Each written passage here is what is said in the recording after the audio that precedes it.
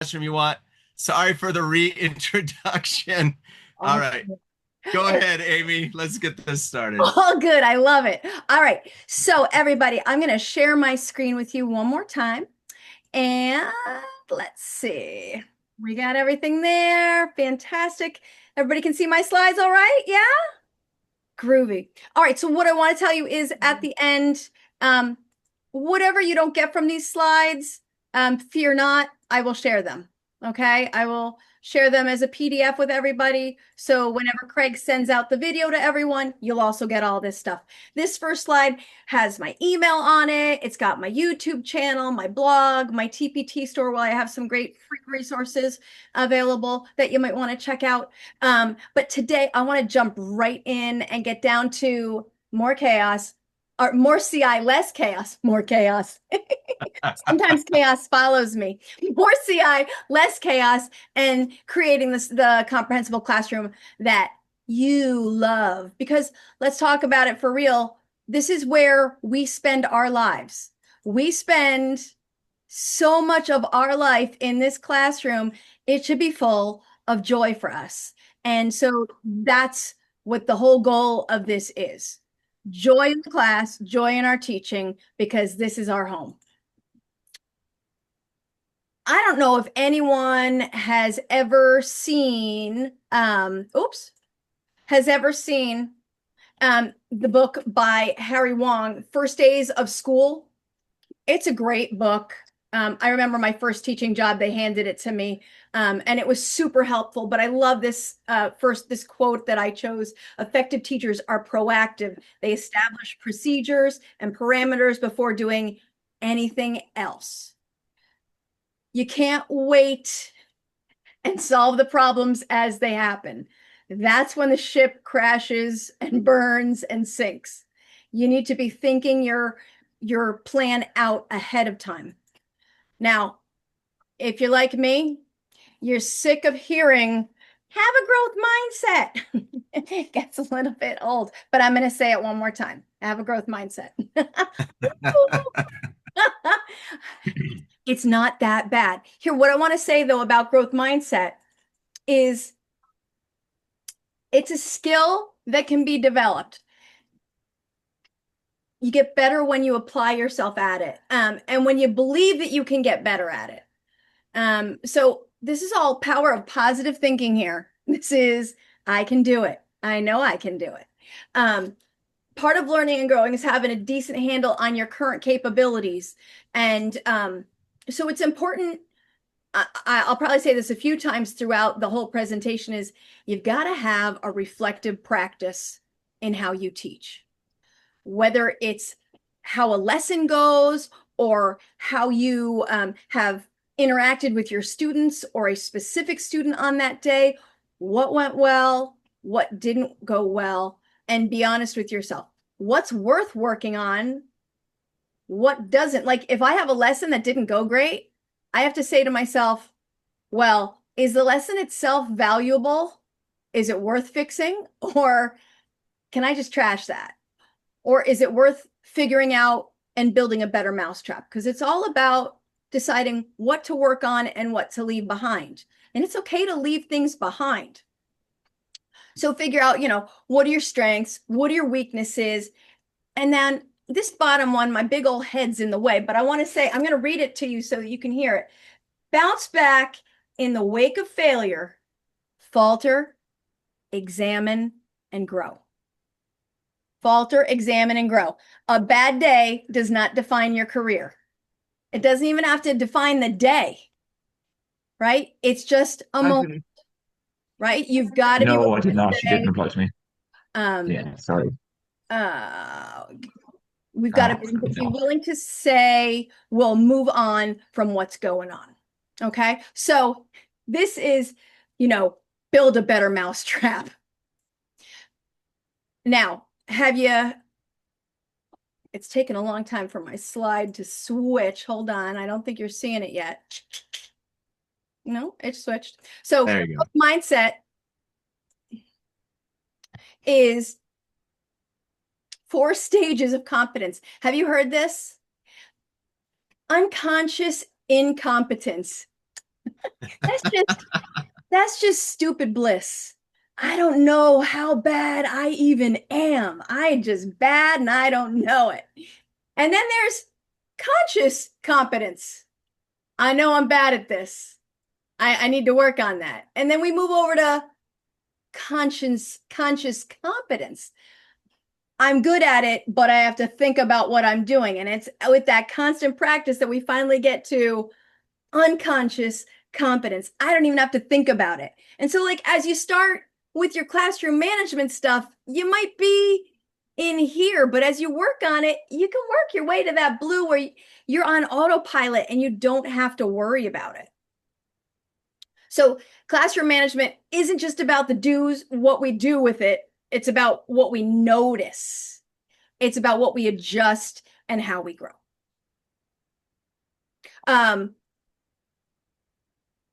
So I want to use the chat if you don't mind. What's one behavior or routine challenge that you'd love to solve? Throw something into a chat. Let's take a look. Hi, Ping. I see you're hi in the chat. Oh, ni hao. Yeah, give me one side conversations. Oh, yes, yes, yes. Oh, I'm seeing, oh gosh, that seems to be a common thread. Okay.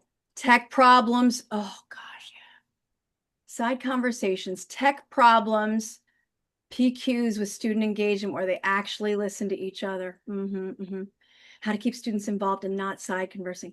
Excess talking. Yeah, that's side talking. Paper airplanes. You just send those right back into the crowd. No, that would cause the chaos. Don't do that. That was not real. They won't stay in their seats. They don't chorally respond, even though I set that as an expectation. We're going to kind of get to that about the expectations. Students exploding in English. Oh my goodness, yeah. Okay, this one really, Liz, yours speaks to me. The lack of motivation and apathy. It's painful, and it's just throw your hand up if you're on screen. Do you take it personally? Do you take it personally? Does it hurt your feelings? Come on, I'm throwing it all down every day. Why are you not doing it? It hurts. It really hurts. Yeah. Look at my, yeah. So I'm seeing a lot of good stuff here. When they explode in English is another common one. So we're going to talk about a lot of this stuff. I'm going to come back to this. I'm going to keep those in my head. But can everybody empathize with everybody else? Is everybody feeling the common pain there? So you're not alone. You're not on an island. You're not a failure. Everyone is struggling with this stuff. It's so important to realize that. I'm helping you here. I am here to help you do less managing and more connecting without giving up structure or control. And that's what we're going to work on. All right. Are you using brain breaks in your class when they get squirrely? Something to think about is using a brain break just to help kids, like, because sometimes we forget, because we teach our language and we know it really well, we forget that it's rigorous. Everybody wants rigor. We're doing it. Oh, we're doing it. And it's hard. And sometimes their brains need a break. So we're going to take a break right now so that you can see. And I talked a lot about this in my Mayhem class, and I'm going to do a lot in it in the extended. But we're going to do virtual 4 corners. I don't have 4 corners, so we're going to use 1, 2, 3, and 4. And you can throw that number into the chat based upon what your answer is. Are you ready? Here we go. Where do you feel most successful right now? Building relationships, creating input-rich stories, establishing routines, or redirecting behavior calmly? Which one? 1s, 3s. I'm seeing 3s. Good. 1s. Building relationships. I love that. I'm seeing a lot of great people that, but the relationships, we're seeing some creating. Oh yeah, my story people. Gosh, stories is where it's at for me. I can rock a story. Establishing routines is fantastic, fantastic. You see a couple redirect. Carol, that's like your superpower then. Redirecting behavior calmly. I admire you. I admire you. Wear a cape to school tomorrow if you're still in session. Right? Oh my gosh. Okay, next question. Here we go. Which routine do you feel most solid on? Entry, exit, transitions, or class jobs? Melanie, I'm not a good redirector calmly either. Oh, ones. Entry. People are good on entry. Class jobs. Oh, look at Craig, you overachiever. I love all of those. Love all of those. Twos, lots of good on the exits. I feel like I'm better on entry than I am on exit because I want to just teach to the bell and then all of a sudden there's a free for all. I'm like, don't stop. I want to keep going. Fantastic. Lots of good ones. Beautiful. Worst at exit. See, Stephanie, you and I were young. Yep. Yeah, very good. Michelle's got 1, 2, and 3. Rocking it. Okay. All right, last question. Which of these would make your teaching life a dream? A magical timer that resets student focus, a class that asks comprehensible questions, built-in movement breaks that happen on cue, or story actors with Oscar-worthy talent? Which one would you choose? You can only pick one.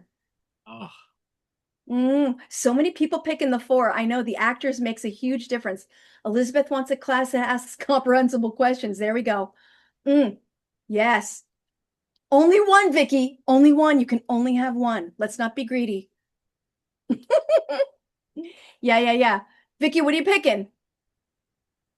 Vicky took 4. Yeah, the story actors, listen, a good actor is worth their weight in gold because the actor will get everyone else to engage and everything else will fall into line. All right, so there's our 4 corners brain break. Hey, do that brain break in your class. Think of a fun question that you can do for your students and send them to one of the 4 corners. Number your 4 corners in your class and off they go. You notice kids are yawning in your class or they're starting to look sideways or starting one of those side conversations. Boom, do a brain break.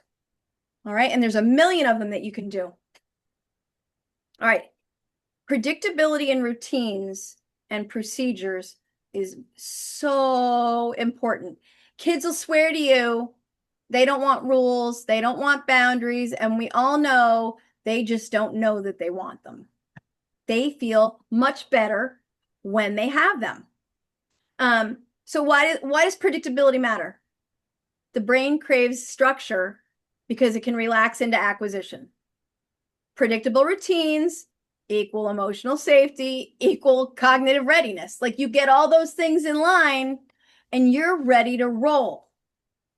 And kids can't tell you when they don't feel emotionally safe. They can't tell you when they're not cognitively ready. They're not at that level. So if we can create predictable routines, some of that stuff, not all of it, some of it will fall into line. All right. So look at that last line there. This is so important. Predictability doesn't mean boring. It means reliable. Now, in my class, when I say predictable, I have a basic layout structure to my class, but it's wildly different every day. So they come in, they've got to do now, and then we're going to do our check-in, which is our calendar talk, our how are you feeling, what's going on today in your life. And then, in between activities, I've got a brain break so they know they can expect that. And then I'm going to do whatever my input heavy activity is. Is it a story? Is it a retell? Is it some reading, something like that? Again, another brain break. And we're going to do a wrap up and then an exit ticket, right? So my classes it's always going to follow that format. So that makes it predictable. Now, what happens in each of those little segments? Woo, you got no idea. It's going to be wild and crazy. But the basic structure, the skeleton of my class is predictable. So have you thought about all of these things? Because again, predictable routines, brain safety, student cooperation. Do you have a plan for what you're going to do in each of these areas? And I set them up at the beginning of the year. Like we kind of establish, there's a lot of discussion over, do I start right in the target language and teaching on day 1? And there's not a wrong answer. There's not a wrong answer here. I'm going to be honest with you. It's going to be based on what your personality is. For me, I want to set my basic expectations that first day so that everybody knows and then day 2, I can jump in and go and start teaching them how to meet my expectations. Sharing my expectations is one thing. Teaching them how to meet my expectations is another. And we're going to talk about that again in another minute. But so you should be thinking about beginning of class. So for me, it's a password on the way in the class, getting them prepped to go sit and do a do now. And then there's their bathroom. How do you expect them to do bathroom? For me, I cannot stand being interrupted. I want to, puppy. There's my dog, Arnold. So I don't want to be interrupted. So I have a sign out sheet and I teach my students that you must not raise your hand. You're going to go sign out and you can go, and only one person can go at a time. Every person's going to have a different list of expectations for their class. Again, there's not a right or wrong. My students know they can use the bathroom twice a week. Otherwise, I cut them off before they go. It's not allowed. Okay. So you need to think through what will work for you. And it's not wrong to try one thing, have it not work great, and say, all right, I need to tweak this. Let's try something else. Again, be reflective in your behavior. What's not working with this procedure with my classes? What can I do? All right. So there's different ways to approach it that are not, and again, none of them are wrong. What works for Craig won't work for me necessarily, just because of personality. Same thing. What Michelle might do, or Heidi might do, or Vicky might do, might work for them and not for me. It's okay to tweak. What do you want them to do with their belongings? I'm a deskless classroom, so it's important that their belongings go either under their chair or on my windowsill so that when we're moving around, no one is tripping. None of those gigantic Stanley cups are getting knocked over, so I have to do a cleanup on aisle 5, right? Oh my goodness, I hate those Stanley cups. That's a whole other presentation for another day. Turning in work. How do you want them to turn in work? What are your expectations? If they missed work and were absent, when do you want them to catch up with you? Because for me, it's annoying when I'm teaching and they're like, can you tell me what I missed in class? I was absent. Like I'm in the middle of a story here, sweetie. Right? So you want to tell them you need to catch up with me at this point or at this point, or you can do X, Y, and Z. But again, you don't want to leave the door open for you to get frustrated with student and student to get frustrated with you because you haven't clearly laid it out. How do you want them to go about getting things that they need? They don't have pencils. Nobody has pencils. Nobody ever has anything to write with. I don't understand, but nobody has anything. Or paper. Where do I keep the paper in my classroom? My pencils disappeared. Do you know what I do? If they need a pencil, they have to turn their backpack into me. I have a space along the wall. They put their backpack there. They may borrow a pencil. They get their backpack back when I get my pencil back. You would think I paid $5,000 for pencils, but I think over the years that I have paid $5,000 for pencils. Anyway, it's a whole other issue.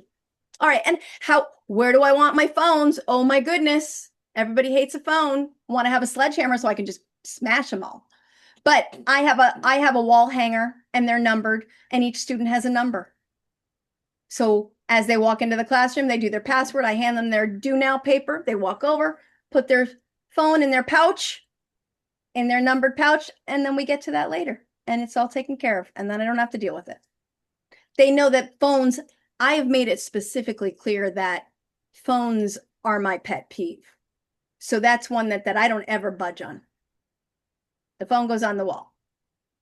Now the notifications, that drives me crazy, but whatever. All right. This is the big one that I want to talk about for predictability with you guys today. Call and response. Now, call and response is like, I think the one that everybody knows is hola, hola, Coca-Cola, right? You say hola, hola, your students say Coca-Cola. It's fun. It's fun. It's a good one. Let's talk about why in the world we would do call and response. There's a whole ton of them. And what I want to do in a minute is I'm going to give us a document. I'm going to open a document that we can all share in. And I will get that for you in a second. And I'm going to paste the link for it in a minute. And then we can all share different call and responses if you use them. So we'll all have access to that document shortly. Okay. But for now, I want to talk about why we use call and response real quickly. It's built-in repetition of key structures and vocabulary. It encodes meaning through tone, gesture, rhythm, and social context. It engages every student in low stress, low stakes participation. It manages transition and attention without nagging. It's that routine that they crave, that they don't know that they want. And it creates a classroom culture that feels fun, inclusive, and alive.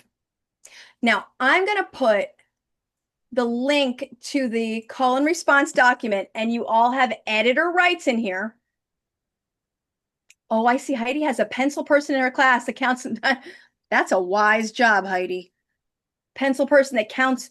Here you come in your chat. If you want to open that up, I have already shared in that chat a bunch of calls and responses. And if you have some, you can share them. We're going to talk more about them in a moment. But here we go.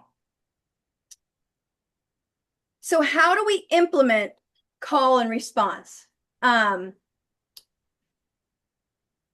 You want to teach, and this is how we teach language. We want to teach, we want to practice it, we want to anchor it in their skill set, right? So I'm going to teach a structure, and then I'm going to practice with them, and then we'll show them where I'm going to use it in class. Craig has some really great ones of these that he uses. Craig, what's your favorite call and response?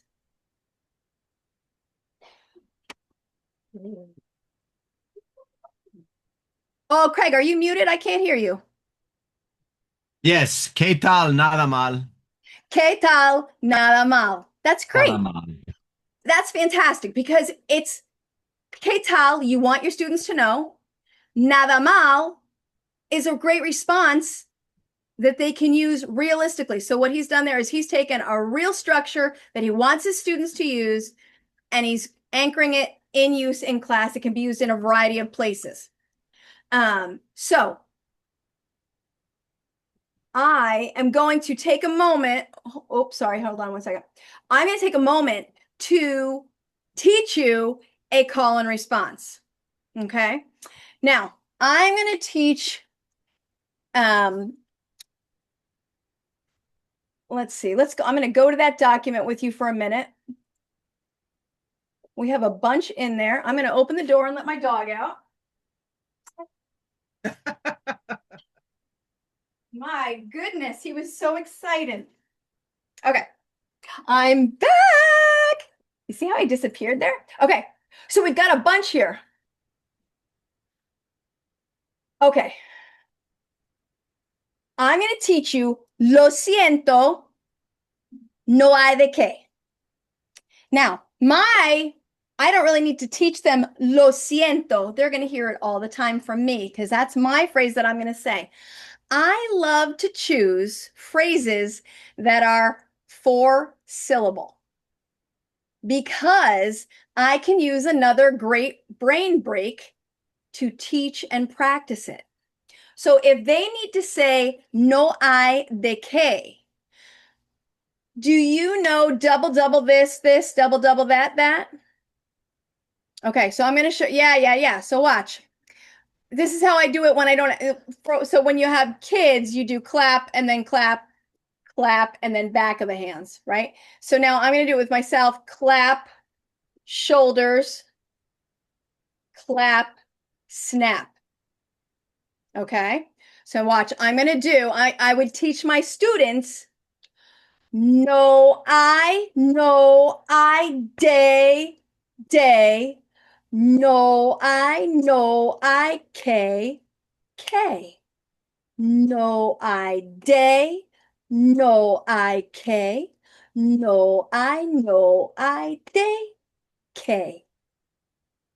So what I've done, that's just how I like to incorporate easy call and responses. I get a double bang out of it because it's a brain break that I can throw in. It's chocolate. The actual game in English is called double this. double this, double this. But yes, it's choco, choco, la, choco, choco, te, choco, la, choco, te, choco, chocolate. So now pick any 4-syllable word or phrase and you can use it. So here, I want to use a call and response that I'm going to teach my students, and I want to use a brain break. So, no, I know, I day, no, I know, I K, K, no, I day, no, I K, no, I know, I day, K. Right? So now I do that a bunch of times before I'm expecting them to output when I say, clase, lo siento. And then they all go, no hay de qué. Right? So I'm going to teach and practice it a bunch of times. Will that work for every call and response? No, but not everyone needs it. You don't want to make everything get old. You don't do the same thing for every single thing. So again, we have here a great list. Oh, good. We've got people of, oh, good. We've got some Mandarin ones in there, some English, some French. Love it. Your imagination is the only thing that's holding you up. Hey, here's a challenge. Go ask ChatGPT. It'll come up with some good ones for you. Okay, so I'm going to come back to classroom management, my presentation here. Any questions so far? Classroom management is a great skill for you to use as a teacher when you want to call the class back to order. It's a great skill when they get chatty. It's a great skill for transitioning. Throw this in. It's playful. It's not like, hey, everybody, come back now. All right, please stop talking. It's clase, lo siento, no hay de qué, right? They're going to be, it's not unlike the teachers that through elementary school made them go, and then they all respond. Every once in a while, that's my call and response, hysterical, because they do it and they can't stop themselves. They're programmed in. It'll happen. They'll go, and I'll go, I got you. Okay. So what's one moment in your class that you could use a routine for? What's one moment? You can go ahead and put that in your chat. I'll say right now, my exits need improvement. My exit is my weak point. My exit needs improvement. Anybody have some place in your class where you could use a routine? Exit, Hannah agrees with me. Transitions from one activity to other, enters. Yeah. So those transitions from one activity to another, a great idea is one of these call and responses, or a great brain break that you can use and jump in. 80 minutes long is a hard thing. Heidi, what I do is I have a list in my classroom of brain breaks. And I have it's like a poster. It's a big thing, but it's a poster for me. And I post all of my brain breaks on the back wall so that I can see it, so that in between, as an activity is coming to an end, I can look depending on the class, because different activities work differently with different classes. You can't do the same thing with each one and get the same response. I can look up and go, that one will work. All right, class A, and we go. And that's great, because I did teach a class that was an 80-minute, and it's a bear to get yourself through that. So what I want to point out here is practical tools create the space for stories, smiles, and success. So call and response, make a mini poster for your students to support them. Have a password preview that you write up ahead of time. What's the password that's going to be coming? A routine checklist. I like to post an agenda on my screen at the beginning of class so the kids know what's to be expected for that day. That sets them in the right direction. A do now slide. They know when they come in, this is what I've got to do. An exit slide, and a job list. Like, I'm not going to remember who's got what job in every class. Have a job list to try to make things easier for yourself. Those tools will set you up for success. All right, moving on.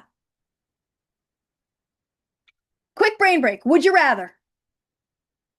Would you rather teach a story about a zombie who wants pizza or a frog who wants to be a pop star? You can write one or two. What do you think? What do you think? Two, a frog that wants to be a pop star. Maybe he turns into Justin Bieber. You got to use Justin Bieber because everyone has a visceral reaction to him. Like you either love him or you hate him. And there's no in between. You don't like, you're not mid about him. No. All right. Lots of ones. Okay. I'm seeing the people that want the zombie. Okay. All right. One more. Plan your perfect class what would you rather? Plan your perfect class every morning or improvise every day with magical results? Ooh, who are my risk takers? There's a lot of risk takers in here. Love that. Love that. Also, it's nice to have a consistent plan that you can rely on. Fantastic. All right, I'm jumping ahead. Maybe I am, maybe I'm not. Okay. Classroom supports and setup. Let's talk about our classroom and what's one thing that you have in your class that helps manage your class for you? Do you have a specific tool that helps you manage? I have mine. It's a secret weapon. I have castanets. I carry them in my hand, and when somebody's misbehaving or when somebody's chatting, so we talked about those side conversations. Listen, I'm not going to lie here. They are. I do. I've always got them nearby, right? I just have them and they hate them, which is why I love them. But, if I look and Michelle's talking again, right? Or if I'm talking to Michelle and the kid behind me, I'm just reaching behind me, like, settle down. I don't even actually have to say a word, but I just kind of like, sometimes I do like a fancy under the leg around the back. I try to keep it interesting, but this is my magic tool. French version, gosh, is there some little Spanish? Like I was thinking, like Arabic, like they have the little chimes you could use on your fingers, right? There's got to be a lot of different things, but these are just, and they hang on my thumb the whole class. So I walk around, I've got a pointer, a ring finger pointer on one finger that I can use for my presentations. And then I got this, and it calls everybody back. And then I use this, I'll clap, and then I'll go, lo siento, and they'll go, no hay de qué. And together, it all comes together, sometimes in perfect harmony. All right. So what are zills? Heidi, what are zills? Are those the little bells? Yeah, there's the belly dancing, the little hand symbols, finger symbols. Yes. Okay, so I see Michelle's got a bell. Is that like a orders up kind of bell, like a service bell? Love that. And timers, yes, lots of sound makers. And spoons. Steve, please, Stephanie, please speak about that. Spoons, do you rattle spoons? Do you do that? Let's see. And then, so I do see a question. Stuffed animals, yes. Stuffed animals are great. I do have classes that all come in and everybody grabs a stuffed animal and sits and holds a stuffed animal as I teach class. So that is a very valuable tool. Totally with you on that. And I was oh yeah, there's the picture of them. Maureen, thank you. And somebody asked a question about the brain breaks. Do I do them in English? I set them up in English, but most of them are either no talking or they're Spanish target language. They're usually very easy, basic numbers or so like rock, paper, scissors or flipping a coin. Some of them are very simple and fast that you don't have to teach a lot of target language. So it's still a break, but it's still staying in the target language. That was a great question. If you are putting questions in the chat and I don't see them because we're typing so much, please raise a hand or let me know or speak up. So let your walls teach for you. My question is, do you have something currently hanging on your wall that helps with the flow? Like how does your room reflect your priorities as a teacher? I'll tell you that on my walls, I have, oh yeah, Hannah, Cara O Cruz is a great brain break, heads or tails. On my walls, I have my question words hanging prominently at the front of the class because that is slowly acquired vocabulary. I have words that will help them join sentences to make compound complex sentences. And because with, words such as that, I have rejoinders like, I don't believe it. That's not fair. Cool, gross. Things that they can yell out appropriately. If I want them to stay in the target language, then I'm going to want those things, have them up so that my class can access them, right? We can't demand they stay in the target language if they don't have the tools to do it. I'm not going to send them home to memorize them, but if I space them out and sprinkle them along my walls beautifully, that they can grab them, identify them and grab them at appropriate times, they're going to use them enough that they'll learn them without me having to say, go home and learn this vocabulary. It's going to be natural. Oh, Sarah, you don't have your own room. Do you know what I do, Sarah? I have word walls that I use, that I post behind me, that I project on a screen. And I will show you before I leave, Sarah. I will change my background when I stop sharing my screen, okay? So I can show you that there are options for what you can do. All right, so what does predictability look like in a TPRS class? Space, visuals, routine, right? When students can rely on walls, visual props, they need fewer verbal reminders because the classroom runs itself, right? You want to set your class up so that it'll take care of itself. Use a pointer to reinforce, right? So I've got it all on my walls. If my kids, I've got my rules are posted on the wall. All I've got to do is take my pointer and point at it. Look at the kid, scan the class, right? So I've got all of that stuff on my walls. This is my big pointer to you. Post those question words at the front of your room in a clear and easy to see location. I know I say K 5,273 times a day. Why do they not know what K means? Because it's late acquired. So you haven't done anything wrong and they haven't done anything wrong. Post the word, pause, point to it, help them to remember it. Eventually they'll know it. And remember, this learning is not linear. It's not, I've learned it and I have it and it's going to stay with me. They're going to have it. They're going to lose it. They're going to have it. They're going to lose it. And you're going to be like, what's going on? Where did it go? Why do they not? I thought they had that. It's going to be patient. All right. Couple classroom tools for you to use. This is my pointer. So I have my castanets on my thumb and I have this ring pointer on my finger. This is a link. So if you're going to, when you get the slides, you'll be able to get this. But as we mentioned before, when your tech dies, it really stinks. So I also have a manual pointer because obviously just my own personal finger is not enough. I have to have a beautiful, bright plastic pointer that I can use as well, just to get their attention. Yes, so Hannah has the big physical stick too. Look at that. Okay. So again, practical tools create space for stories, smiles, and success. Have an activity poster, have visual anchors in your classroom, a timer, a pointer, an attention getter. My castanet is my attention getter. Rules, post your rules in the classroom. And speaking of rules, I'm going to show you where my rules are. They're here somewhere. Maybe they're not. We'll get to them. Let's talk about classroom management because we only have a little bit. The actual management, it's about what you do before the behavior happens. And I mentioned that at the beginning of the presentation. So teach behavior the same way you teach language. 3 keys to procedural success. Here we go.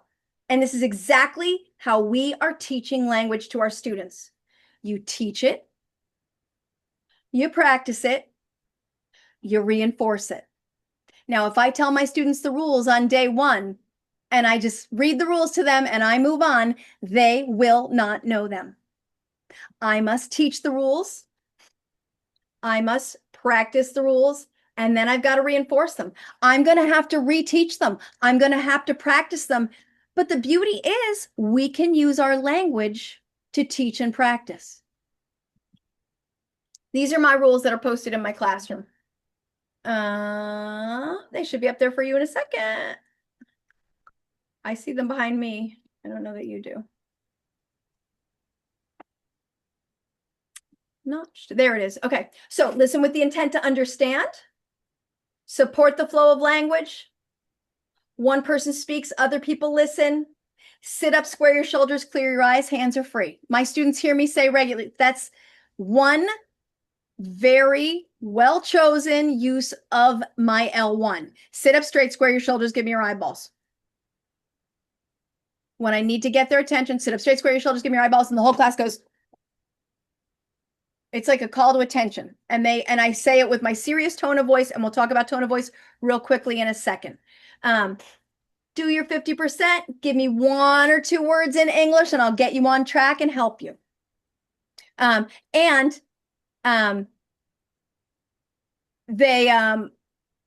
have, I think Craig posted the listen rules, which are the TPRS rules in there, which are another fantastic, I don't have time to talk about those right now, but check the chat for those. All right, this is the key to managing good behavior, giving good instructions. This is trauma-informed classroom management.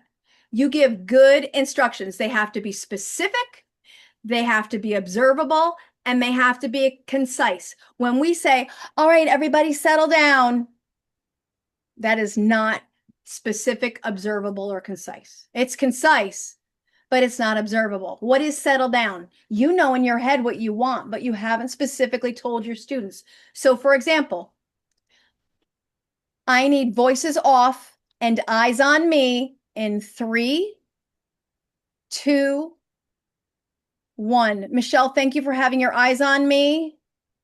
Rondi, thank you for having your voice off. I see that I have everyone with me. Great. Okay, let's get started. Right? I've scanned for compliance. I've narrated positive behavior and given specific praise. And then if there's off-task behavior, I redirect. I still see somebody who's talking. All right. Thank you. All right, now we're ready to go. That seems so basic, but it works. You can do it at the beginning of class. You can do it between activities, but it's super important that you are like, I need pencils down, phones away, eyes on me. Right? You pick the things that you absolutely need that they have to do. And then scan the room. 3, 2, 1, counting backwards as you're saying it. You are looking back and forth, making eye contact with everyone. And then noticing the people that are doing what you're doing. You are catching people doing the right thing. Right? As you've got those side conversations started in your class, you can pause. Okay, I need voices off, eyes are on me, and right, and you call it back to attention, or you use your noise getter to pull back for that behavior, for those side conversations. Got about a minute, Amy. Yes, sir. This is my last slide. Okay. We're giving good instructions. We're narrating the positive behavior. We're being visible. Sitting at your desk behind your computer isn't going to make it happen. We're not the kind of people that do that. But being up where the children see you, having a predictable routine, knowing your audience, knowing when they come in and they're off, what you can and can't do. My lesson's not going to work. I need to pivot. Knowing that. Having that reflective practice is what is really going to make all the difference in the world. So that was just a taste of what's going to be a longer course at some point. Hard to fit all that in such a short period of time, but I hope you walk away with some ideas of what you can do. And the one thing I want to say is I love to collaborate. So if you've walked away and have more questions, email me. I would love to chat. I would love to chat. All right. Hey, let's give Amy a huge applause, silent applause, if you would. Amy, tell us what are we going to get in the Beyond the Basics in the deep dive in August? In the deep dive, so we're going to take each of these categories, predictability in management, in how you set up your classroom, in Are you going to show us pictures of your classroom? I will show pictures of classroom. I will have all of the things, all of the insanity will be there for you to see. Are you going to show us your poster with all of your brain breaks on there? I will. Absolutely. You're teasing me so much. I'm I like, promise. And look, this is what was it Sarah that I said I was going to show my background to? Let me just anchor myself for 1 second. Sarah, this is how I have these in first, second, and third person so that when I am not in my own classroom and have to do this, I can put this up and stand in front of it and do all the things. Awesome. All right. Back to you now, Craig. Well, I just wanted to thank Amy so much for all of her, like this. You can tell she's been doing this a little while. It's pretty amazing. Oh, go ahead. There you go. Now I can see everybody. So, just as a follow-up and a reminder of what is to come, it's gonna be on August. Let's see, August 11th and 12th is when Amy's going to do a Beyond the Basics. Check your email. You're going to get an email with a discount. What the heck happened? Oh, I see. I was like, what the heck is my YouTube's? You know how YouTube, if you click off something, it'll start playing randomly? Like, I started hearing myself talking. That was weird. Okay, so let me share my screen really fast and just go over a couple things with you before you get out of here. I know unfortunately, I let Amy go a little bit too long. Sorry, I'm sorry. Amy. I'm a chat. No, she has a lot to share, and she wanted to get through as much of it as she could. Well, we have a Creating a Comprehensible Classroom, August 11th and 12th. You're going to get an email from me. How many of you received an email with the Zoom link? Okay, most of you. Good. I'm glad because somehow I was seeing some people, they didn't come with a passcode. That happened to any of you? You tried to log in, there was no passcode. So yeah, I saw mine did. So I was kind of shocked that yours didn't. So we'll look into that, but we'll keep sending out the emails right before the webinar so you get it. But we want to give you a discount, and so let me share that discount with you. For the Beyond the Basics. Now, this discount will also be, valid for a Beyond the Basics, a 101 workshop, either live or virtual. We have a virtual 101 starting next week, the 9th and the 10th. So if you want to come to that one, you can. This discount code would act for that. It'll also work for NTPRS. And that discount code is Fluency for All with the number 4 in the middle. So if you're interested, use Fluency for All, and that'll give you $50 off of any of those. Or if you have to pay for these on your own, we have a scholarship discount code, which gives you a little bit better price. And that's SCH, the first 3 letters of scholarship. That'll give you $75 off, which is actually 50% off of the price of the Beyond the Basics. So if you want to go to Amy's deep dive, it's half off with that SCH code, or it's a third off with the Fluency for All. So hopefully you can join us in August. That will be recorded. So if you can't make it, like, oh, I'm going to be at Cabo on August 11th and 12th. I'm going to Canada. I'm going to Vancouver. If you're going to Vancouver and if you still want to watch it, well, go to Michelle's house and she'll watch it with you. Or it'll be recorded and you can we'll send out the videos afterwards. Michelle, go ahead. What's the question? Well, hey, if you're coming to Vancouver, you can come and see Blaine because he's doing a workshop here in my school in West Vancouver, beautiful West Van on the beach. You can pretend you're in Cabo. Vancouver does have a beach, kind of. It does have a ferry. I would You take haven't seen the right beaches, Craig. You need a better tour. That's all. I've never been to Canada. Right. You what? I've never been to Canada. Oh, you gotta go. I've never been to California either, though, so I live in a hole. You live on the East Coast. I do. Don't hold it against All right. me. All right. So with that, let's just take, we have 2 minutes for questions. You could either ask me a question about any of this stuff, you can ask Amy a question, or you can tell a joke. Oh, What do you got? What questions do you have about anything? I Go ahead, I- Heidi. Yeah, I wrote a question. Most of my signs are in Spanish and then English, but I feel like for my learners, they know the word in English. They don't know to look for the Spanish. So do you, I mean, like your thing behind you, it's like Spanish and then English, but do you have a comment about that or have you thought about that or? so they don't know where to look for the English?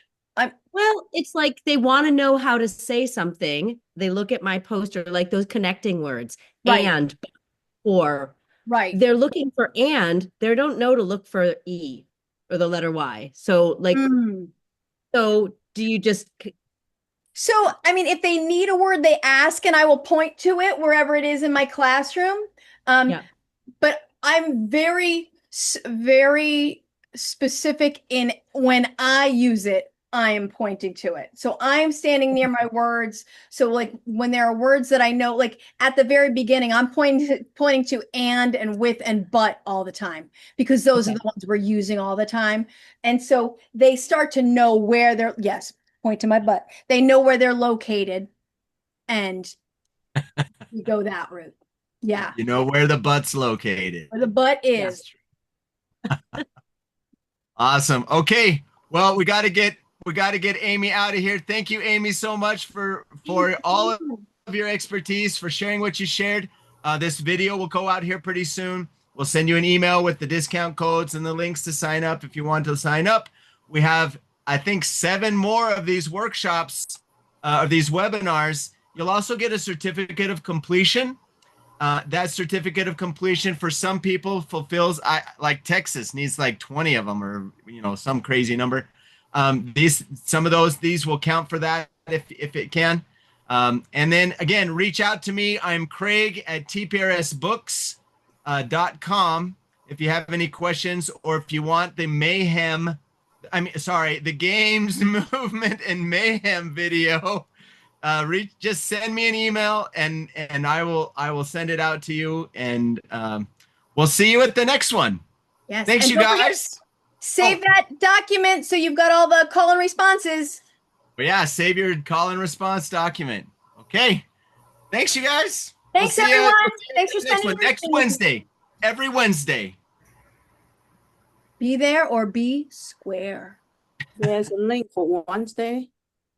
Yeah, on every Wednesday around 2 p.m. Pacific is when we'll have all of these, and they'll all be recorded. So if you just sign up for them so that you can get the recordings. Thank So you. either way. All right.